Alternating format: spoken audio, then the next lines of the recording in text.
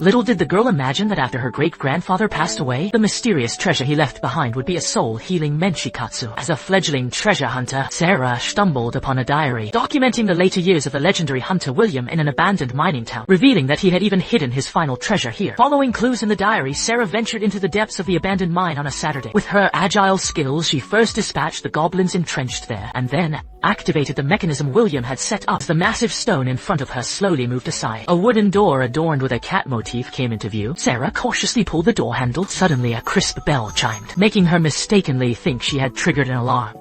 Just as things were getting awkward, the master fortunately stepped forward, explaining that this was simply an ordinary Western restaurant, and it was only open one day a week. But Sarah was puzzled as to why a restaurant would be located inside a mine. At the mention of the abandoned mine, the master immediately understood. It was clear that she had entered through the door used by his regular customer William. After he explained that the door appears randomly throughout the other world, Sarah gradually let down her guard and turned her attention to the meal. Soon a letter brought over the menu along with wood, a glass of chilled complimentary lemon water. This was unbelievable to Sarah because, in her world, getting ice water without magic would cost at least a silver coin or two. Looking at the unfamiliar dishes on the menu, Sarah eventually chose the daily special listed on the board. Fate, however, works in mysterious ways. For today's special happened to be menchikatsu, which was also William's favorite dish. But could an isekai restaurant alone really convince someone to live in an abandoned mine? Suddenly Sarah thought of a possibility, that the food here might be even more delicious than the high-end restaurants in the royal capital. Soon a menchikatsu set was ready. Upon learning that the bread and soup could be refilled for free, and that the menchikatsu would taste even better with sauce and lemon,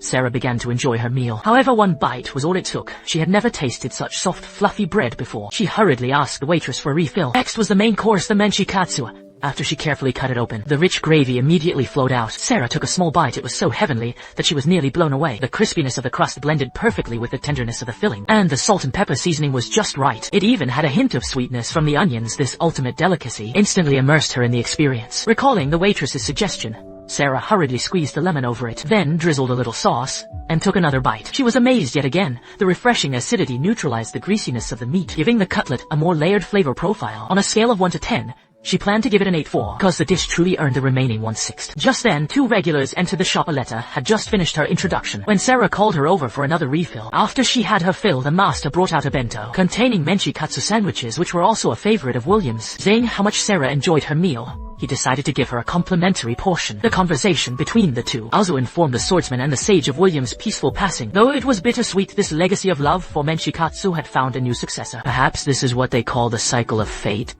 It's just as described. Exactly as I saw in the diary. The isekai beyond the door. In this moment, Sarah finally understood. Her great-grandfather's final treasure wasn't gold or silver, but this door behind which one can lower their guard and experience the warmth of delicious food and human connection. Now for some extra context and details. The reason Sarah finds the bread so extraordinary is that her world is akin to the Middle Ages. Soft, sweet white bread is a luxury reserved for the nobility, while commoners eat coarse, hard black bread. As a lone adventurer, Sarah is far from wealthy, so when she tastes bread perfected by modern techniques, her reaction is understandably profound. The master realized from Sarah's description that she had entered through William's door. Given William's long absence and the diary on the table, he quietly surmised that the old man had passed away. The master didn't pry. He waited until Sarah was fully satisfied and about to leave before asking about William. He didn't want to ruin her blissful mood after such a fine meal. As for the bento he gave her as she left, it served as a final tribute to a cherished regular who is gone.